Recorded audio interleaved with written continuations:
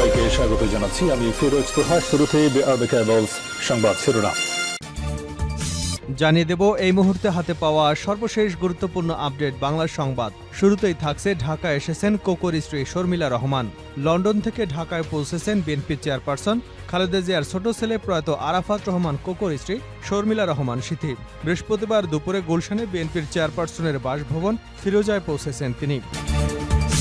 এবারে জানাবো, জাতীয় সরকার ব্যবস্থায় দেশ পরিচালনা করতে চায় বিএনপি। আওয়ামী সরকারের পতনের পর বাংলাদেশ জাতীয়তাবাদী দলের জন্য এক প্রকার মাঠ ফাঁকা পড়ে আছে। এদিকে জনগণের সমর্থন নিয়ে বিএনপি আগামীতে জাতীয় সরকার ব্যবস্থায় দেশ পরিচালনা ও দ্বিকক্ষ বিশিষ্ট পার্লামেন্ট সংবিধানে সংযুক্ত দেখতে চায় বলে মন্তব্য করেছেন দলটির ভারপ্রাপ্ত চেয়ারম্যান তারেক রহমান।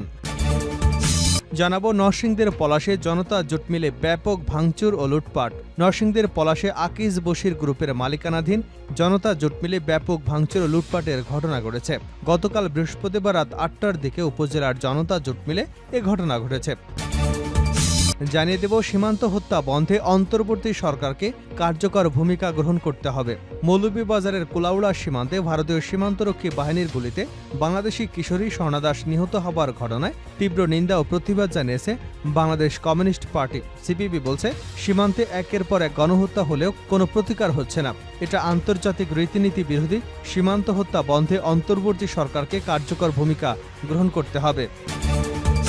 জানাবো, মাদারীপুরের শিবচরে আওয়ামী লীগ নেতার নেতৃত্বে সানাল মাতবর নামের এক বিএনপি কর্মীকে কুপিয়ে জখম করার অভিযোগ উঠেছে। বৃহস্পতিবার সন্ধ্যা ৭টার দিকে উপজেলার দ্বিতীয় খণ্ড ইউনিয়নের মুজাফফরপুর গ্রামে ঘটনা ঘটে।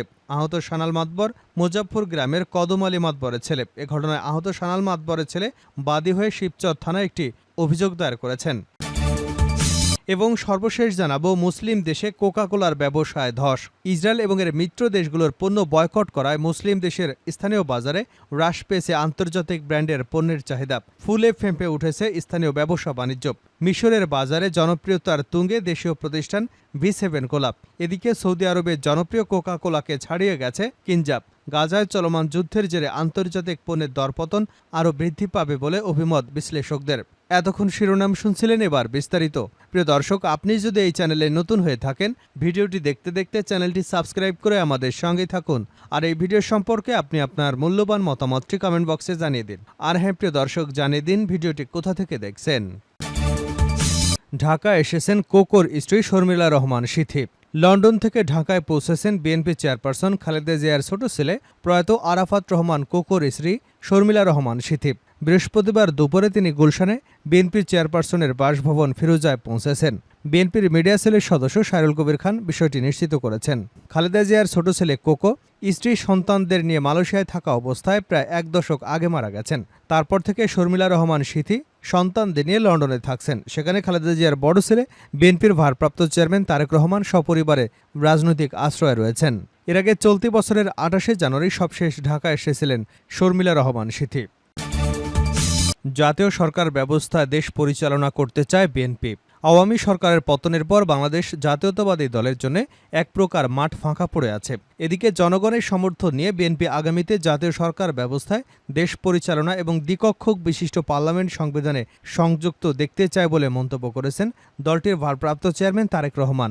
বুধবার সন্ধ্যায় ধারাবাহিক কর্মসূচির অংশ হিসেবে ঢাকা বিভাগে দলের তৃণমূল নেতাকর্মীদের উদ্দেশ্যে বক্তব্য দেবার সময় একথা বলেন তিনি।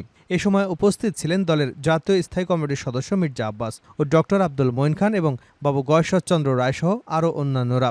তারেক রহমান বলেন, আমাদের পূর্বসূরীরা রণাঙ্গনে যুদ্ধ করে একটা স্বাধীন দেশ আমাদের দিয়ে গেছেন। এই যুদ্ধ জয়ের মূল শক্তি ছিল প্রশ্নহীন জাতীয় ঐক্য। দুঃখজনক হলেও সত্য, স্বাধীনতার পর আমরা সেই ঐক্যের শক্তিকে কাজে লাগাতে পারিনি। বিএনপির ভারপ্রাপ্ত মহাসচিব আরও বলেন, এদেশের মানুষের জন্য গণতন্ত্র আর ভোটাধিকার পুনরুদ্ধারের সংগ্রামে যারা অংশগ্রহণ করেছেন তাদের সকলে আগামীতে দেশ পরিচালনায় অংশগ্রহণ করবেন, যাতে দেশ তাদের অবদানের সুফল থেকে বঞ্চিত না হয়। এ সময় বিশ্বের বিভিন্ন দেশে দুকক্ষ বিশিষ্ট এবং উচ্চকক্ষ সম্বলিত পার্লামেন্টের আদলে বাংলাদেশে একটি বাস্তবায়নের আশা প্রকাশ করেন বিএনপির ভারপ্রাপ্ত চেয়ারম্যান।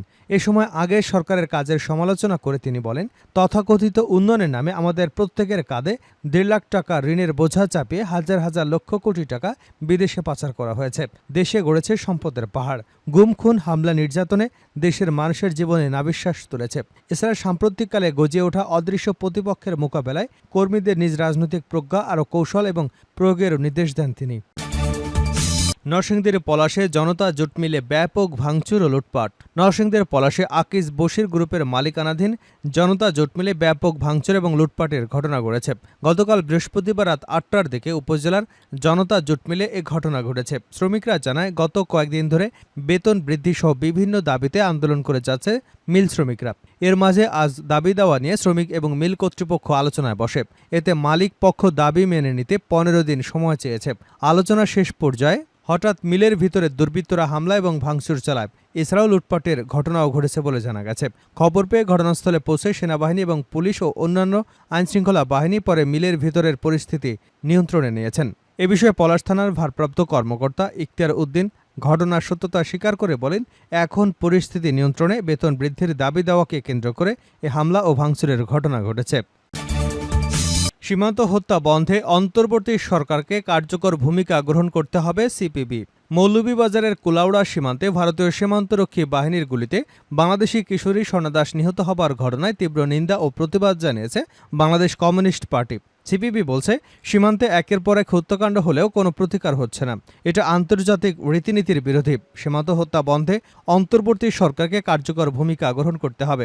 বৃহস্পতিবার সিপিবির সভাপতি মোহাম্মদ শাহ আলম ও সাধারণ সম্পাদক রুহিন হোসেন প্রিন্সের পাঠানো এক বিবৃতিতে এই প্রতিবাদ জানানো হয়। বিবৃতিতে বলা হয়েছে, সীমান্তে সরাসরি গুলি করে এ ধরনের হত্যাকাণ্ড অতীতেও ঘটেছে, কিন্তু রাজনৈতিক সমীকরণের কারণে আগের সরকারগুলো তা বন্ধ করতে যথাযথ ভূমিকা নেয়নি। তাই এ ধরনের হত্যাকাণ্ড বন্ধ এবং ভারতের সঙ্গে ঝুলে থাকা সমস্যাগুলোর সমাধানে অন্তর্বর্তী সরকারকে কার্যকর ভূমিকা গ্রহণ করতে হবে। গত রোববার রাতে মৌলভীবাজার কুলাউড়া সীমান্তে বিএসএফের গুলিতে প্রাণ হারান স্বর্ণা দাস। রোববার রাতে কুলাউড়া উপজেলার শফিপুর ইউনিয়নের লালারচক সীমান্ত এলাকায় ঘটনাটি ঘটলে পরের দিন সোমবার রাতে বিষয়টি জানাজানি হয়। সর্বশেষ জানাবো, মুসলিম দেশে কোকাকোলার ব্যবসায় ধস। ইসরায়েল এবং এর মিত্র দেশগুলোর পণ্য বয়কট করায় মুসলিম দেশের স্থানীয় বাজারে হ্রাস পেয়েছে আন্তর্জাতিক ব্র্যান্ডের পণ্যের চাহিদা। ফুলে ফেঁপে উঠেছে স্থানীয় ব্যবসা বাণিজ্য। মিশরের বাজারে জনপ্রিয়তার তুঙ্গে দেশীয় ব্র্যান্ড V7 কোলা। এদিকে সৌদি আরবের জনপ্রিয় কোকাকোলাকে ছাড়িয়ে গেছে কিনজাব। গাজায় চলমান যুদ্ধের জেরে আন্তর্জাতিক পণ্যের দরপতন আরও বৃদ্ধি পাবে বলে অভিমত বিশ্লেষকদের। মিশরের একটি সুপার শপে থরে থরে সাজানো আছে স্থানীয় বিভিন্ন ব্র্যান্ডের কোমল পানীয়র বোতল আর ক্যান। মিশর, জর্ডান, কাতারের সুপার শপগুলোয় কেক, পেপসির বদলে ক্রমেই জায়গা করে নিয়েছে স্থানীয় ব্র্যান্ডের কোমল পানীয়। ব্যবসায়ীরা জানান, কেক, পেপসির বাজারে রীতিমতো ধস নেমেছে। কোনো কোনো জায়গায় বিক্রি হ্রাস পেয়েছে 7 থেকে 8 গুণ। স্থানীয়রা জানান, কোকাকোলা, পেপসির বেচাকেনা কমে গেছে। আগে শুধু রমজান মাসে কোকাকোলার মূল্য ছাড় সহ buy one get one offer দিত, কিন্তু এখন কিছুদিন পরপরই বিভিন্ন অফার দিচ্ছে ওরা। বয়কটের প্রভাব দীর্ঘমেয়াদী হবে। বিক্রেতারা জানান, প্রতি সপ্তাহে বিদেশি সফট ড্রিঙ্ক বিক্রি করেছি 500 থেকে 700 দিনার। এখন প্রতি সপ্তাহে 100 দিনার উঠানো কষ্টসাধ্য। স্থানীয় ব্যবসায়ীদের তৈরি সফট ড্রিঙ্ক আগে প্রতি সপ্তাহে বিক্রি করেছি 20 থেকে 60 দিনার। এখন সেটি 10 গুণ বেশি বিক্রি হচ্ছে। পণ্য বয়কটের এই ঝড়ে মিশরের তুমুল জনপ্রিয়তা পেয়েছে দেশটির নিজস্ব কোমল পানীয় কোম্পানি V7। গত বছরের তুলনায় এবছর রপ্তানি বেড়েছে প্রায় 3 গুণ। প্রতিষ্ঠাতা মোহাম্মদ নূর জানান, বিশ্বের 21টি দেশে রপ্তানি হচ্ছে তাদের পানীয়টি। মোহাম্মদ নূর বলেন, V7 আমরা 2023 সালে বাজারে নিয়ে আসি। গাজায় যুদ্ধ শুরুর পরই মিশরীয় মার্কেটে এর বিক্রি শুরু করেছে। আল্লাহর রহমতে অনেক ভালো সাড়া পেয়েছি। নজরে আসলে মানুষজন কেক, পেপসি বাদ দিয়ে আমাদের পণ্য কিনতেই বেশি আগ্রহী।